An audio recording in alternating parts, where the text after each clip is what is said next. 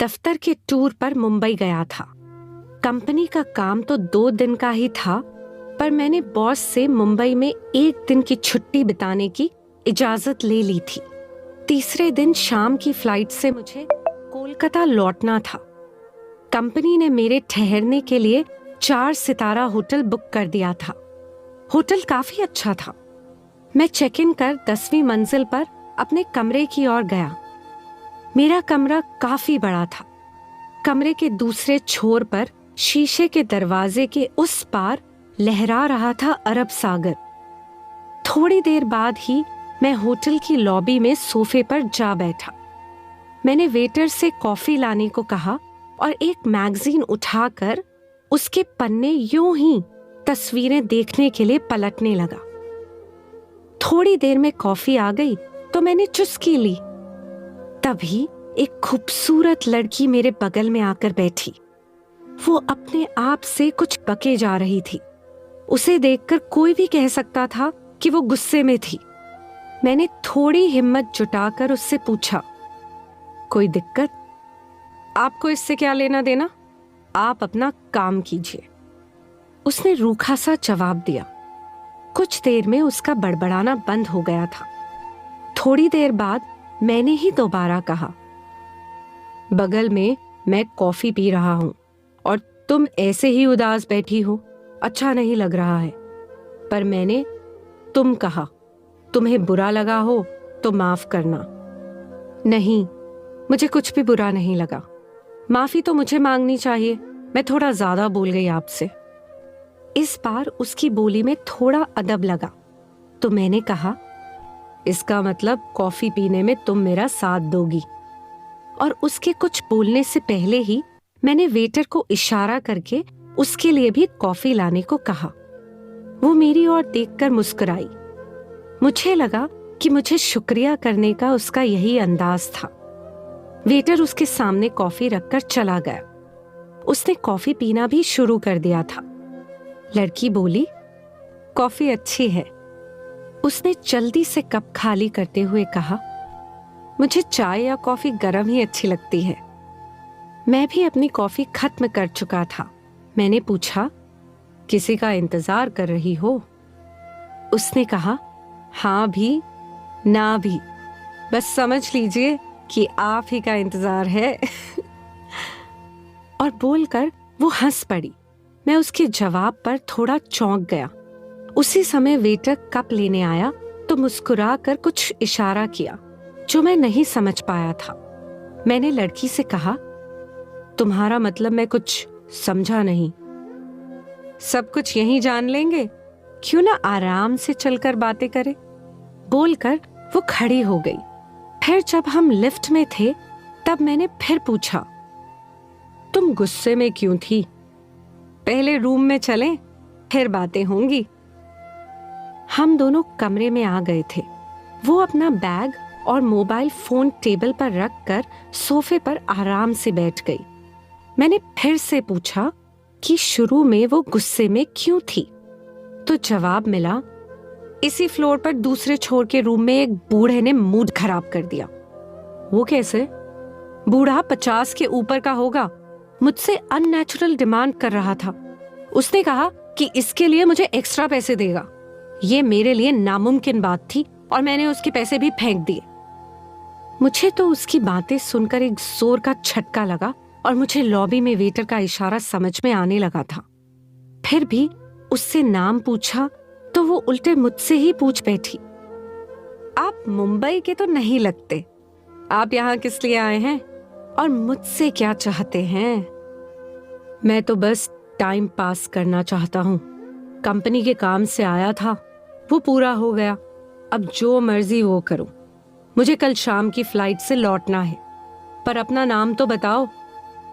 मुझे call girl कहते हैं। वो तो मैं समझ सकता हूं, फिर भी तुम्हारा नाम तो होगा। हर बार कॉल गर्ल कहकर तो नहीं पुकार सकता। लड़की दिलचस्प लगती हो। जी चाहता है कि तुमसे ढेर सारी बातें करूं, रात भर। आप मुझे प्रिया नाम से पुकार सकते हैं, पर आप रात भर बातें करें या जो भी, रेट तो वही होगा। पर बूढ़े वाली बात नहीं, पहले ही बोल दूं? लड़की बोली।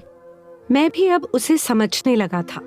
मुझे तो सिर्फ टाइम पास करना था और थोड़ा ऐसी लड़कियों के बारे में जानने की जिज्ञासा थी।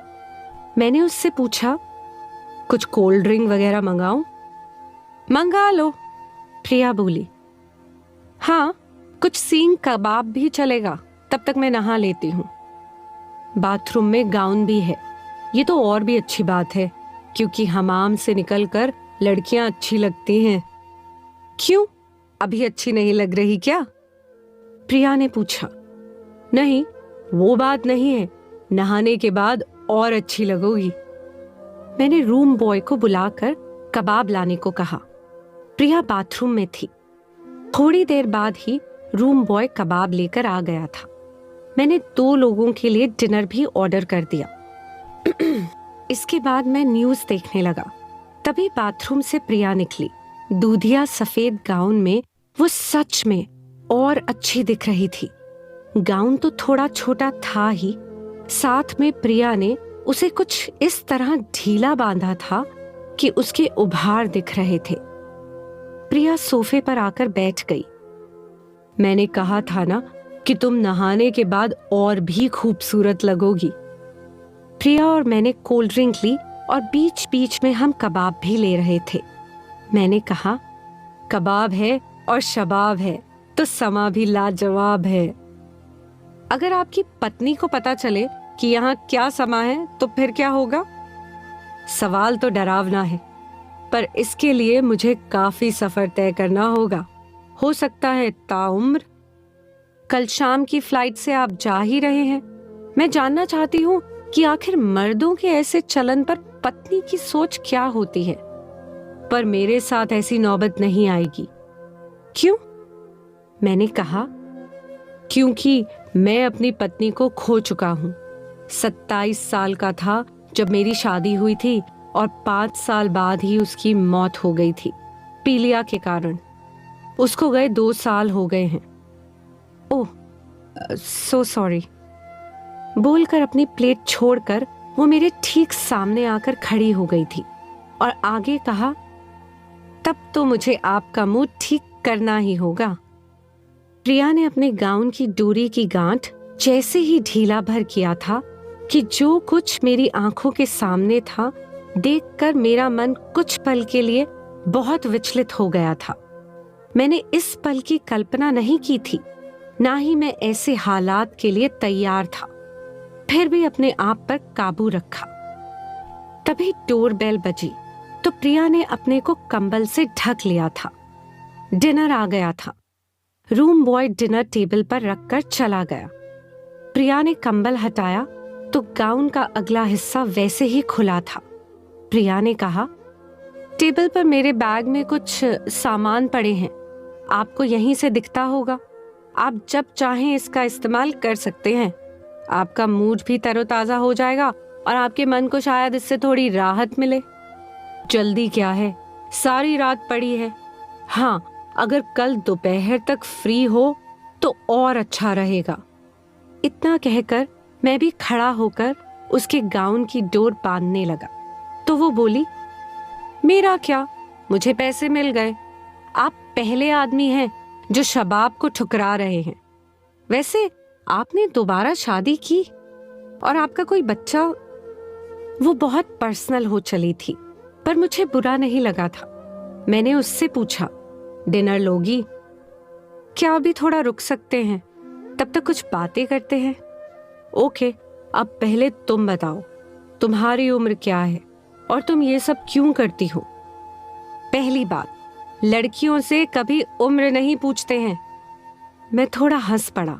तभी उसने कहना शुरू किया, ठीक है, आपको मैं अपनी सही उम्र बता ही देती हूँ। अभी मैं 21 साल की हूँ। मैं सच बता रही हूँ। और कुछ लोगी? अभी और नहीं। आपके दूसरे सवाल का जवाब थोड़ा लंबा होगा, वो भी बता दूंगी। पर पहले आप बताएं कि आपने फिर शादी की। आपकी उम्र भी ज्यादा नहीं लगती है। मैंने उसका हाथ अपने हाथ में ले लिया और कहा, मैं अभी 34 साल का हूं। मेरा कोई बच्चा नहीं है।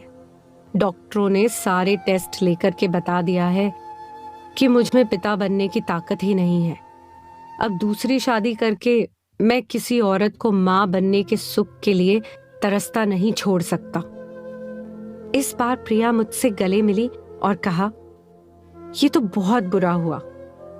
मैंने उसकी पीठ थपथपाई और कहा, दुनिया में सबको सब कुछ नहीं मिलता, पर कोई बात नहीं। दफ्तर के बाद मैं कुछ समय एक एनजीओ को देता हूं, मन को थोड़ी शांति मिलती है। चलो डिनर लेते हैं। डिनर के बाद मुझे आराम करने का मन किया तो मैं बेड पर लेट गया। प्रिया भी मेरे साथ ही बेड पर आकर कंबल लपेटकर बैठ गई थी। वो मेरे बालों को सहलाने लगी।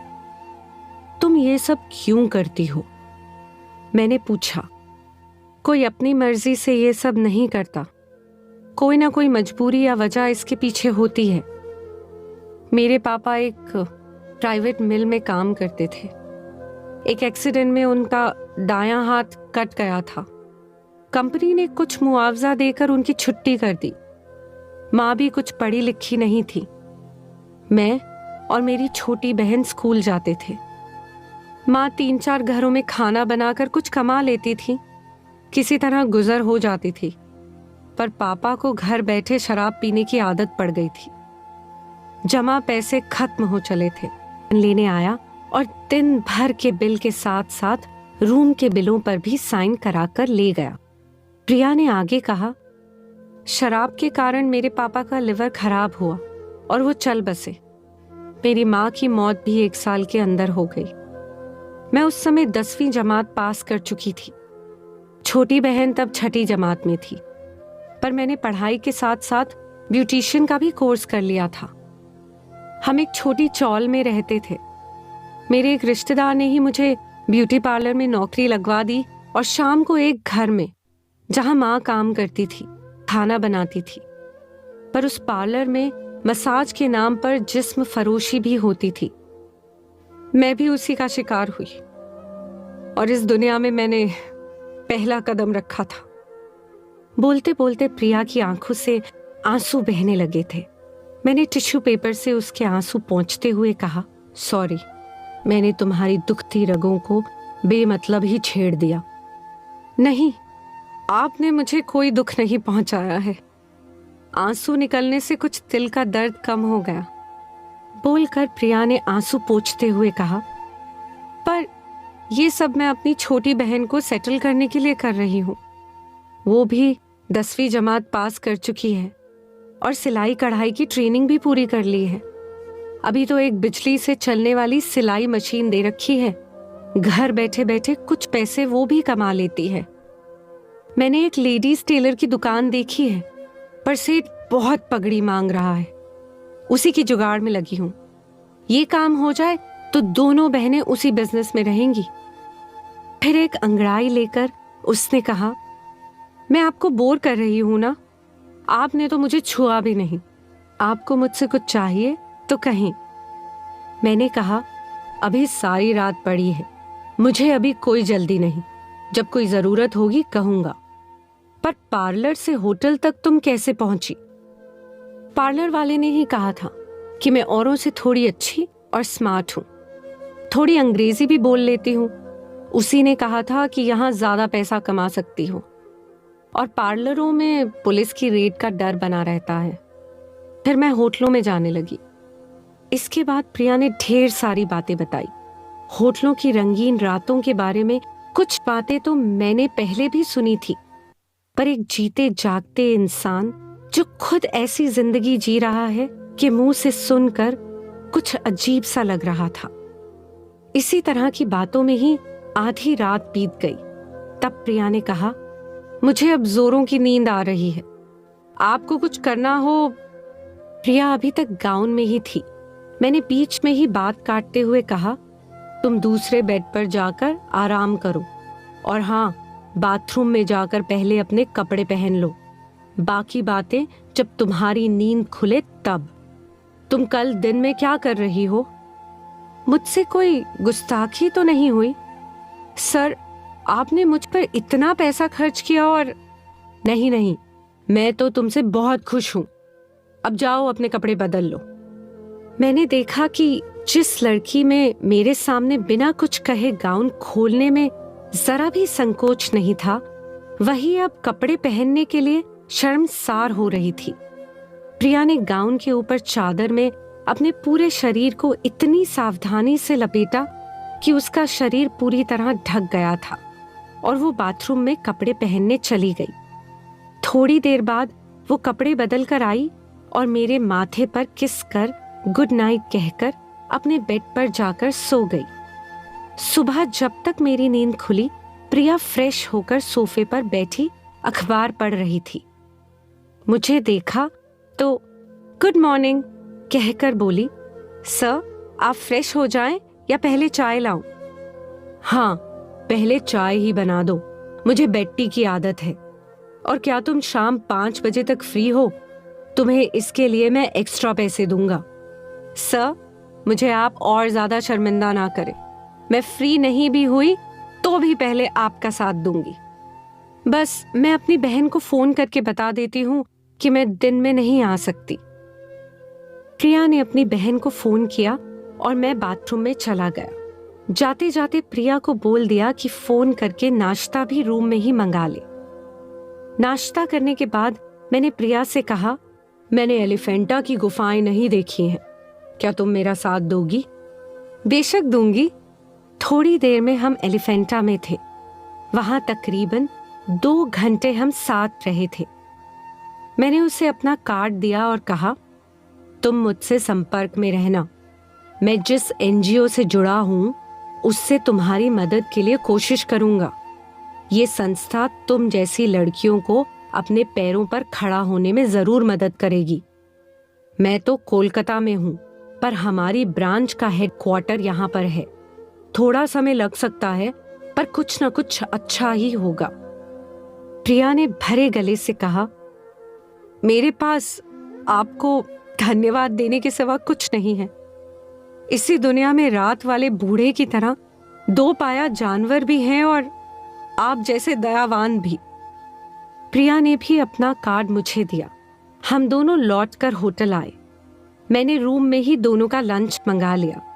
लंच के बाद मैंने होटल से चेकआउट कर एयरपोर्ट के लिए टैक्सी बुलाई। सामान डिक्की में रखा जा चुका था। जब मैं चलने लगा तो उसकी ओर देखकर बोला, प्रिया, मुझे तुम्हें और पैसे देने हैं। मैं पर्स से पैसे निकाल रहा था कि इसी बीच टैक्सी का दूसरा दरवाजा खोलकर वो मुझसे पहले जा बैठी और कहा, थोड़ी दूर तक मुझे लिफ्ट नहीं देंगे? क्यों नहीं, चलो। कहाँ जाओगी? एयरपोर्ट। मैंने चौंक कर पूछा, एयरपोर्ट? क्यों? क्या मैं एयर ट्रैवल नहीं कर सकती? और आगे से आप मुझे मेरी असली नाम से पुकारेंगे। मैं पायल हूं। और कुछ देर बाद हम एयरपोर्ट पर थे। अभी फ्लाइट में कुछ वक्त था। उससे पूछा, तुम्हें कहाँ जाना है? बस यहीं तक, आपको छोड़ने आई हूं। पायल ने मुस्कुरा कर कहा। मैंने उसे और पैसे दिए तो वो रोते रोते बोली, मैं तो आपके कुछ काम ना आ सकी, ये पैसे आप रख लें। पायल, तुमने मुझे बहुत खुशी दी है। सबका भला तो मेरे बस की बात नहीं है। अगर मैं एनजीओ की मदद से तुम्हारे कुछ काम आऊं तो वो खुशी शानदार होगी। ये पैसे तुम मेरा आशीर्वाद समझकर रख लो। और मैं एयरपोर्ट के अंदर जाने लगा तो उसने झुककर मेरे पैरों को छुआ। उसकी आंखों से आंसू बह रहे थे, जिनकी 2 बूंदें मेरे पैरों पर भी गिरी। मैं कोलकाता पहुंचकर मुंबई और कोलकाता दोनों जगह के एनजीओ से लगातार पायल के लिए कोशिश करता रहा। बीच बीच में पायल से भी बात होती थी। तकरीबन 6 महीने बाद मुझे पता चला कि एनजीओ से पायल को कुछ पैसे ग्रांट हुए हैं और कुछ उन्होंने बैंक से कम ब्याज पर कर्ज दिलवाया है। एक दिन पायल का फोन आया। वो भर्राई आवाज में बोली, सर, आपके पैर फिर छूने का जी कर रहा है। परसों मेरी दुकान का उद्घाटन है। ये सब आपकी वजह से हुआ है। आप आते तो दोनों बहनों को आपके पैर छूने का एक और मौका मिलता। इस बार तो मैं नहीं आ सकता, पर अगली बार जरूर मुंबई आऊंगा तो सबसे पहले तुम दोनों बहनों से मिलूंगा। आज मुझे पायल से बात करके बेशुमार खुशी का एहसास हो रहा है और मन थोड़ा संतुष्ट लग रहा है।